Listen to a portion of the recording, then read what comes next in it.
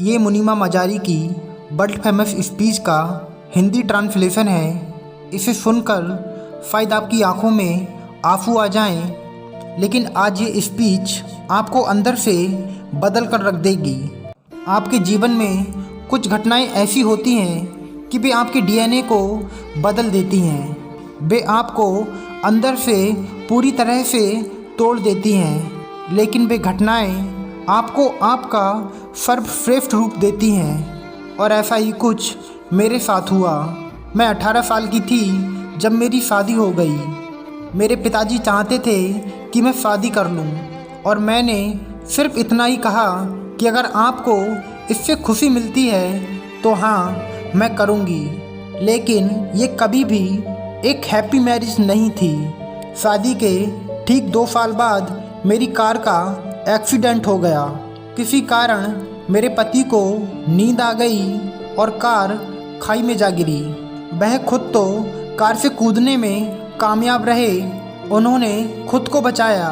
मैं उसके लिए खुश हूँ, लेकिन मैं कार के अंदर ही रह गई तो मुझे बहुत चोट आई। लिफ्ट बहुत लंबी है, डर मत जाना। मेरा दाहिना हाथ टूट गया, कंधे की हड्डी और कॉलर बोन टूट गई, मेरी हाथ की कलाई टूट गई, मेरा पूरा रिबकेज फ्रैक्चर था। रिबकेज की इंजरी के कारण मेरे फेफड़े और लीवर पूरी तरह से जख्मी हो गए थे। मैं सांस नहीं ले पा रही थी। मैंने अपना न्यूरल पावर कंट्रोल खो दिया, इसलिए मुझे बैग पहनना पड़ता है मैं जहाँ भी जाती हूँ। लेकिन इस चोट ने मुझे मेरी ज़िंदगी को पूरी तरह से बदल कर रख दिया। मेरी रीढ़ की हड्डी टूट गई और मैं जीवन भर के लिए अपाहिज हो गई। ये हादसा बलूचिस्तान के एक दूर दराज इलाके में हुआ था, जहाँ ना कोई उपचार था ना कोई अस्पताल। कई लोग मुझे बचाने आए, उन्होंने मुझे कार से बाहर खींचा। वे बातें कर रहे थे कि मैं मरने वाली हूँ। वहाँ एक जीप खड़ी थी, उन्होंने मुझे जीप के पीछे फेंक दिया। मुझे वह ऊबड़ खाबड़ भरा रास्ता आज भी याद है। मैं पूरी तरह से टूट चुकी थी। वे मुझे हॉस्पिटल ले गए, जहाँ मैं 2.5 महीनों तक रही। मेरी कई सारी सर्जरी हुई। एक दिन अस्पताल में डॉक्टर मेरे पास आए और उन्होंने कहा, मैंने सुना था कि आप एक आर्टिस्ट बनना चाहती थीं, लेकिन आप एक हाउसवाइफ बन गई। मेरे पास तुम्हारे लिए एक बुरी खबर है, आप दोबारा पेंटिंग नहीं कर पाओगी, क्योंकि तुम्हारी रिस्ट और आर्म पूरी तरह से ख़राब हो चुकी हैं, और अब तुम दोबारा कभी पेन भी नहीं पकड़ पाओगी। मैं चुप रही। अगले दिन डॉक्टर फिर मेरे पास आए और मुझसे बोले कि तुम्हारी रीढ़ की हड्डी में चोट बहुत गंभीर है और अब तुम कभी चल नहीं सकोगी। तुम्हारी रीढ़ की हड्डी में जो चोट है और जो पीठ में इन्फेक्शन है, इसके कारण तुम कभी किसी बच्चे को जन्म नहीं दे पाओगी। उस दिन मैं पूरी तरह से बर्बाद हो गई। मुझे अभी भी याद है, मैंने अपनी माँ से पूछा कि मैं ही क्यों, और वहीं से मैंने खुद पर सवाल करना शुरू कर दिया कि मैं ज़िंदा ही क्यों हूँ, मेरे ज़िंदा रहने का मतलब ही क्या है। मेरी ज़िंदगी में चारों तरफ अंधेरा था, और तब मैंने ये महसूस किया कि शब्दों में आपको हिम्मत देने की ताकत होती है। मेरी माँ ने मुझसे कहा कि ये वक्त भी गुजर जाएगा, भगवान के पास तुम्हारे लिए इससे अच्छा प्लान है। मुझे पता नहीं था कि वो क्या है, लेकिन उसके पास था, और उन दुख भरे दिनों में मेरी माँ के वो शब्द इतने जादुई थे कि उन्होंने मुझे आगे बढ़ने के लिए प्रेरित किया। एक दिन मैंने अपने भाई से कहा, मुझे पता है कि मेरा एक हाथ डिफॉर्म है, लेकिन मैं अस्पताल की इन सफ़ेद दीवारों को देखकर और इन सफ़ेद कपड़ों को पहनकर थक चुकी हूँ। मैं अपने जीवन में रंग भरना चाहती हूँ। मुझे कुछ करना है।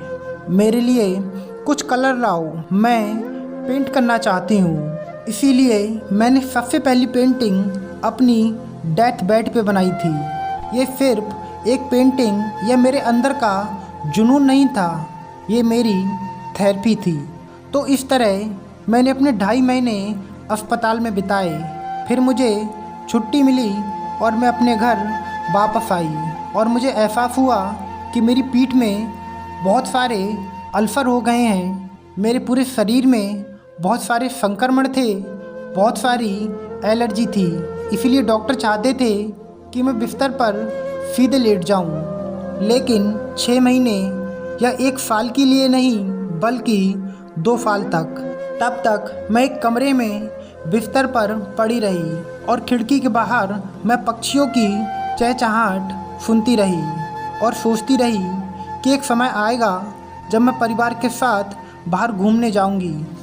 यही वह समय था जब मुझे एहसास हुआ कि लोग कितने भाग्यशाली होते हैं, लेकिन उन्हें इसका एहसास नहीं है। उस समय मैंने ये महसूस किया कि जब मैं बैठना शुरू कर दूंगी तो इस दर्द को पूरी दुनिया को बताऊंगी, उन्हें ये बताने के लिए कि वो कितने किस्मत वाले हैं, लेकिन वो खुद को लक्की मानते ही नहीं हैं। वहीं एक दिन मेरा पुनर्जन्म हुआ जब मैं पहली बार व्हील चेयर पर बैठी और उस दिन मैंने ये फैसला किया कि मैं अपनी ज़िंदगी को जीने जा रही हूँ। मैं कमरे के कोने में बैठकर रोती या दया की भीख नहीं मांग सकती थी, क्योंकि किसी के पास टाइम नहीं है। और उस दिन मैंने फैसला किया कि मैं अपने डर से लड़ूंगी।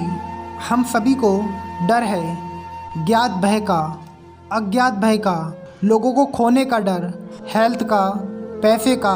हम सब एक अच्छा कैरियर हासिल करना चाहते हैं, हम मशहूर होना चाहते हैं, हम पैसा चाहते हैं, हम हर वक्त डरे रहते हैं। इसलिए मैंने एक एक करके अपनी सभी डरों को लिखा और मैंने फैसला किया कि मैं एक एक करके उन सभी डरों पर काबू पाऊंगी। तुम्हें पता है मेरा सबसे बड़ा डर क्या था? डिवोर्स। मैं उस व्यक्ति के साथ चिपके रहने की कोशिश कर रही थी जो मुझे चाहता तक नहीं था, पर मैंने कहा नहीं, मुझे इस रिश्ते को चलाना होगा। पर एक दिन मैंने ये डिसाइड किया कि ये मेरा केवल एक डर है और कुछ नहीं। मैंने खुद को अकेला कर लिया और उसे आज़ाद कर दिया, और मैंने खुद को इमोशनली इतना स्ट्रॉन्ग बना लिया कि वो दिन जब मुझे ये पता चला कि वो शादी कर रहा है, मैंने उसे एक मैसेज किया कि मैं तुम्हारे लिए बहुत खुश हूँ और आगे जीवन के लिए ऑल द बेस्ट। और वो ये जानता है कि मैं उसके जीवन के लिए दुआएं मांगती हूँ। मेरा दूसरा डर था कि मैं कभी माँ नहीं बन सकूँगी, और ये मेरे लिए बहुत दुख भरा था। लेकिन फिर मुझे एहसास हुआ कि इस दुनिया में बहुत सारे बच्चे हैं, वे केवल किसी का साथ चाहते हैं, तो रोने की कोई बात ही नहीं है। बस जाओ और किसी एक को गोद ले लो। वही मैंने किया। लोग सोचते हैं कि उन्हें कोई अस्वीकार नहीं करेगा, क्योंकि हम इन परफेक्ट लोगों के संसार में इनपरफेक्ट हैं। तो मैंने ये डिसाइड किया कि मैं इसकी जागरूकता के लिए एनजीओ खोलने की बजाय, जो मुझे पता है किसी की मदद नहीं करेगा, मैंने खुद लोगों के बीच अधिक दिखना शुरू कर दिया। मैंने पेंटिंग बनाना शुरू कर दिया। मैं हमेशा से चाहती थी कि मेरे पास पाकिस्तान के लिए बहुत सारी प्रदर्शनियाँ हों। मैंने बहुत सारे मॉडलिंग अभियान चलाए। मैंने बहुत ही मज़ेदार मॉडलिंग की। मैं नेशनल गुडविल एम्बेसडर बन गई यूएन वुमेन पाकिस्तान के लिए, और अब मैं महिलाओं और बच्चों के अधिकार के लिए बोलती हूँ। हम इंक्लूजन, डाइवर्सिटी, जेंडर इक्विटी के बारे में बात करते हैं, जो कि ज़रूरी है। जब भी मैं लोगों के बीच जाती हूँ मैं बहुत हंसती हूँ।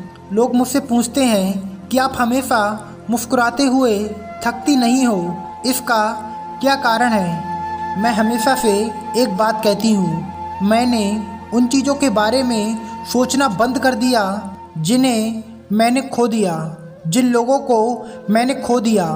जो चीज़ें और लोग मेरे साथ रहने वाले थे वे मेरे साथ हैं, और कभी कभी किसी का ना होना आपको एक बेहतर इंसान बना देता है।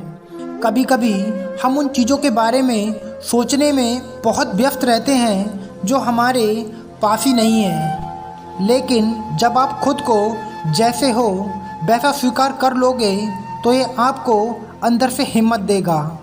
खुद से प्यार करो। जीवन कठिन है, परीक्षाएं होंगी, लेकिन ये केवल आपको मजबूत बनाएंगी। कभी हार मत मानना। असली खुशी पैसे, सफलता या प्रसिद्धि में नहीं, बल्कि आप किसी इंसान की लाइफ को बेटर बनाएं उसमें है। अपने हर पल को जियो। जय हिंद।